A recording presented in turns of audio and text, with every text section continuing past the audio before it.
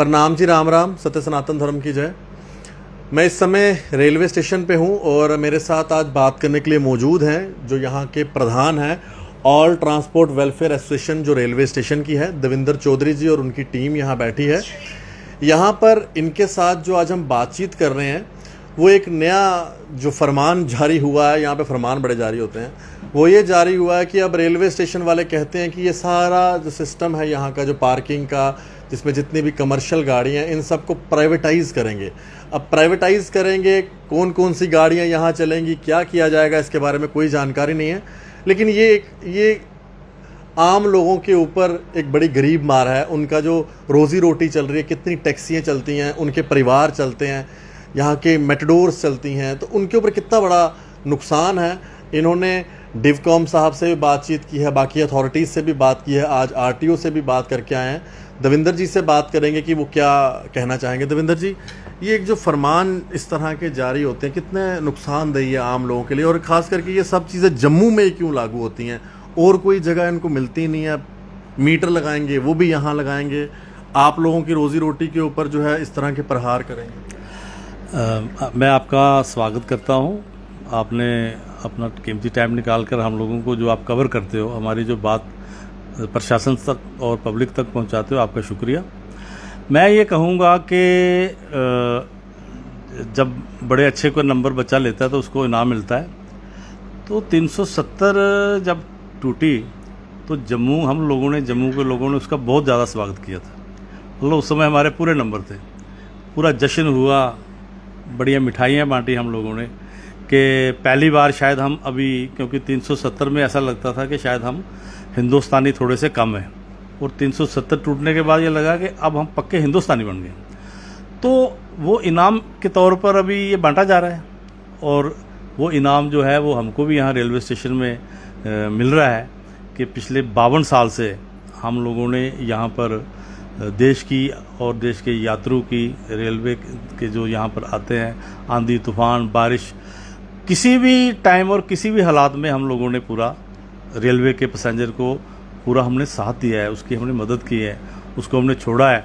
हमने यहाँ का उग्रवाद भी देखा है, यहाँ 2-3 बार अटैक हो गए मिलिटेंसी के, आपको पता है, उसमें भी हम लोगों ने बढ़ चढ़ कर पूरा देश की सेवा करने जैसा काम किया है। चाहे हम वर्दी नहीं डालते हैं, लेकिन जो ड्यूटी हमारी होती है वो किसी वर्दी वाले से कम नहीं होती है। तो मैं ये कहूँगा कि ये फर्स्ट टाइम जब से रेलवे जम्मू में आया है पिछले 52 साल से, तो पहले हम कटरा से चलते थे, सारी पठानकोट से हमारी गाड़ी चलती थी, और वो गाड़ियाँ जो चलती थी उनको परमिट होता था ऑल जे के अप टू पठानकोट। तो रेल के साथ हम आए हैं। आप ये देखो कि रेल हमारे से पहले नहीं आई, हम रेल के साथ आए और तब से यहाँ पर ड्यूटी कर रहे हैं।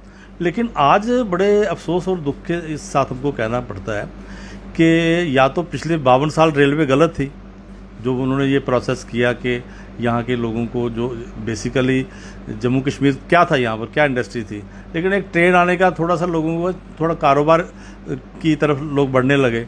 और अगर हम लोगों ने यहाँ पर कारोबार करते हुए रेल को भी बराबर 52 साल अप टू डेट जो रेलवे ने तय किया किराया, जितना भी तय किया, कभी 12 रुपये था, आज 1200 रुपया है महीने का, कभी 12 रुपये साल का था, आज 1200 रुपया महीने का मेरी टैक्सी का है, ऑटो का 500 है, बस का 2200 रुपया है, मेटाडोर का 2200 रुपया है, जो कि कभी इतना होता नहीं था। लेकिन उसके बावजूद भी हमने इस प्रोसेसिंग को कभी चैलेंज नहीं किया। जैसा भी रेलवे किराया बढ़ाते रहे, हम किराया देते रहे, और इतना सारा किराया देने के बावजूद ज़रा आप जब यहाँ से निकलें तो बाहर भी एक देख लीजिए कि आज भी जो ड्राइवर 52 साल पहले पत्थर पर बैठ के गाड़ी चलाते थे, आज भी यहाँ पत्थरों पर बैठते हैं, आज भी फुटपाथ पर बैठते हैं। कोई इंतज़ाम नहीं किया, ना पानी की व्यवस्था है यहाँ पर, ना बिजली की कोई व्यवस्था है इस टाइप की, ना यहाँ पर शौचालय बने। और हम लोगों ने ये, मैं ये कहूँगा कि कोई 2004-05 की बात है, जिस समय हमारा 100 रुपया के करीब लेते थे हमसे, तो एक फरमान आया कि जम्मू का रेलवे स्टेशन जो है ये मॉडर्नाइज किया जा रहा है, आज से 17 साल पहले। और 17 साल तक हमको वो 400 की जगह 800 देना पड़ा कि मॉडर्नाइज हो रहा है।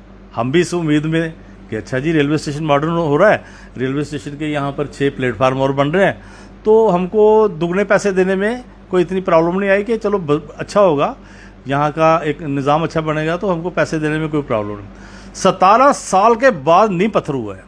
मोदी साहब ने 17 साल के बाद, जो उस समय की सरकारें थी जिन्होंने घोषणा की, जिनके नक्शे बने, सब कुछ प्रपोजल आए कि ये मॉडर्नाइज हो रहा है, उसका मेरे पास आज भी मैं आपको नक्शा दे सकता हूँ मॉडर्नाइज। और वो मॉडर्नाइज जो है आज 17 साल के बाद उसका उद्घाटन प्रधानमंत्री जी ने किया है। जैसे 500 कुछ रेलवे स्टेशन पूरे इंडिया में उन्होंने इनको मॉडर्नाइज करने का किया। 3 हमारे जम्मू कश्मीर में रेलवे स्टेशन, जम्मू, फिर उधमपुर और बडगाम। तो मैं अपने और अपने सब साथियों की तरफ से ये स्वागत करता हूँ। इवन कि मैं कहता हूँ जम्मू वासियों की तरफ से भी ये स्वागत होना चाहिए कि चलो इससे क्या होगा कि अब प्लेटफार्म भी बढ़ेंगे और यहाँ पर एक अच्छा देखने वाला एक रेलवे स्टेशन बनेगा। लेकिन इसका मतलब ये कदाचित नहीं होना चाहिए कि जो लोग यहाँ पर दिन रात करके जिन्होंने रेल के यात्रियों की सेवा की है, रात को 12 बजे भी अगर अकेली लड़की भी यहाँ आई है तो सेफ एंड उसको घर में पहुँचाया गया है। आप देखो कि बाहर आप देखते हो कि ट्रांसपोर्ट की क्या हालत हुई बाहर दिल्ली में। देखिए ओला ओबर में रेप हुए, कितना जुल्म हुआ, मेटाडोर में क्या क्या हुआ। एक भी ऐसा केस पिछले 52 साल से नहीं है जिससे कि हमें भी शर्मिंदा होना हो और जम्मू वासियों को भी शर्मिंदा होना पड़े कि रेलवे स्टेशन में कभी किसी के साथ ऐसी घटना हुई। तो जब हम किराया टाइम से दे रहे हैं, हमारा किराया जो है अप टू डेट जा रहा है, और वो कैसे जा रहा है, 3 महीने एडवांस। अभी मेरा 31 अगस्त तक एडवांस है और मुझे जैसे ये 31 अगस्त के ख़त्म होता है तो मेरे को अगले 3 महीने का मैंने 30 को भर देना है। 30 अगस्त को मेरे से अगले 3 महीने का किराया ले लिया जाएगा।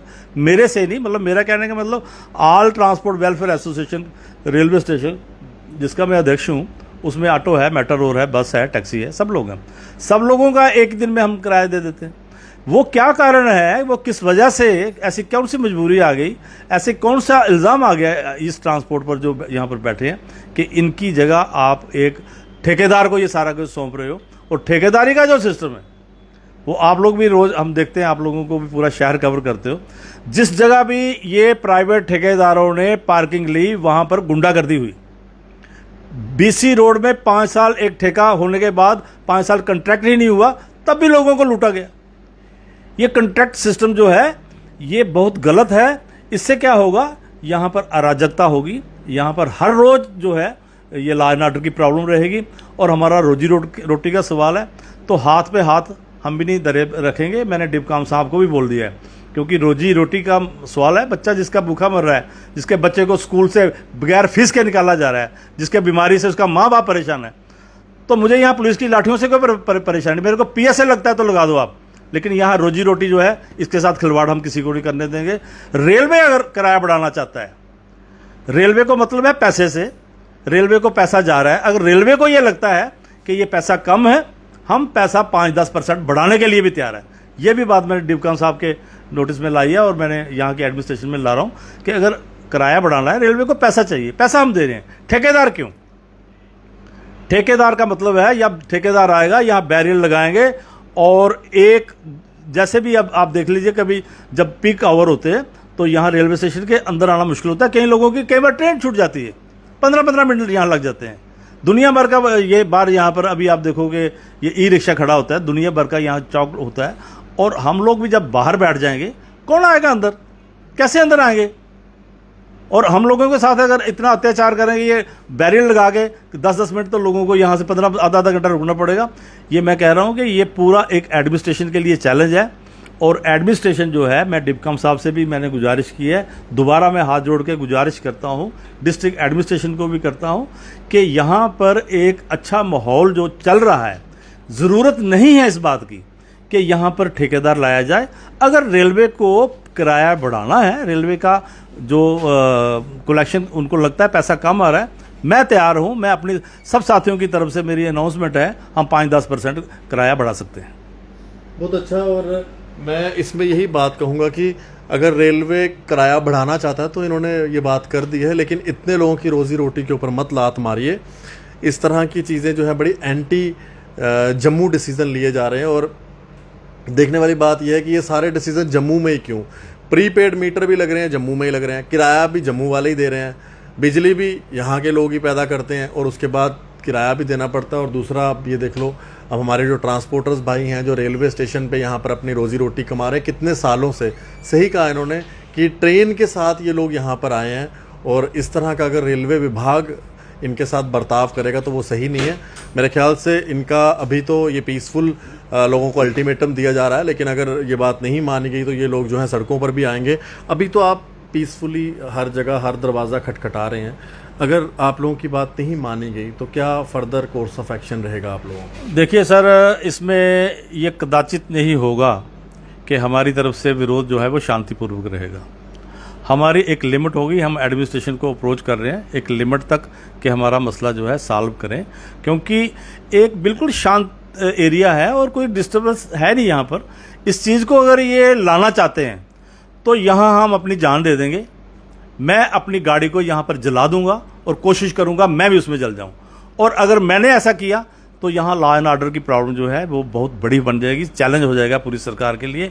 हमारे पास जितनी भी टैक्सी है, मेरे जितने स्टैंड है, रेलवे स्टेशन, एयरपोर्ट, डाकबंगला, कटरा, वैष्णो धाम, जितने स्टैंड है, और जो हमारा ऑल जे एंड के ट्रांसपोर्ट वेलफेयर एसोसिएशन है, मेरे सब समर्थन में होगा और बाहर पूरा जाम होगा, एक भी गाड़ी अंदर नहीं आएगी, ना यात्रु जाने वाला ना यात्रु आने वाला, सबको परेशानी आएगी। और मेरा ये कोई वार्निंग नहीं है, मेरा हक है ये कि मैं अपने हक के लिए, अपने पेट के लिए, अपने बच्चों की रोजी रोटी के लिए मुझे सड़क पे आना पड़ा तो मैं हर एक सूरत में आऊँगा, और मैं जब आऊँगा तो ये अच्छा नहीं होगा। बिल्कुल, ये एक वार्निंग तो नहीं दी है, लेकिन ये एक अल्टीमेटम ज़रूर है कि अगर दरवाज़ा खटखटाने से बात नहीं बनी तो जो ट्रांसपोर्टर्स हैं वो सड़कों पर आकर इस तरह का काम भी कर सकते हैं। और मैं चाहता हूँ कि गवर्नमेंट इनकी बात सुने, सरकार बात सुने, और ऐसा करने पर हमारे ट्रांसपोर्टर जो बड़ी ही शांति प्रिय तरीके से अपनी बात रख रहे हैं उनकी बात सुनी जाए और इस मसले को यहीं पे हल किया जाए, ताकि इन लोगों को परेशानी ना हो और इनकी परेशानी की वजह से आम लोगों को परेशानी ना हो। देखते रहें जेके मीडिया। धन्यवाद। राम राम।